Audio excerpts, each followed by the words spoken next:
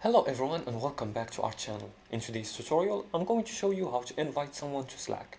Whether you're building a team, starting a new project, or inviting a guest, Slack makes it easy to bring people into your workspace. Now in this quick tutorial, I'll show you exactly how to invite someone to Slack, step by step on both desktop and mobile. Now let's go and follow these simple steps together. The first step is to open Slack.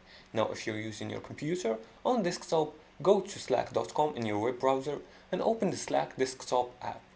Now on mobile, just launch the Slack app and choose your workspace. This is the one, this is the app I'm using, as I'm using an Android device. Now the second step is to access to the invite option.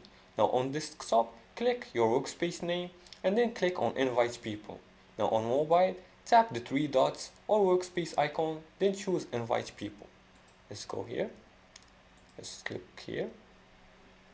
As you can see, I'm choosing the workspace here, and I'm gonna click on the three dots, and I'm gonna click on the option to invite members. Third step is to you can choose whether to share a link, invite people by link, add them from your contacts, or add them by email. Here, as you can see, you can choose wherever you want. You can add them by email, or you can share a link. And click send invitation, and done. And that's it, your invite is on the way.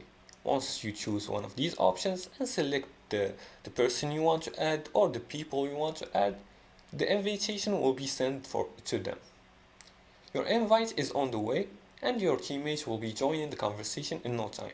Remember, you can also use Slack Connect to invite people from outside your organization safely. And this was it for today's tutorial. That's how you invite someone to a Slack workspace. If you liked this video and found it helpful, please like and subscribe, and feel free to leave comments below the video if you have further more questions about this topic.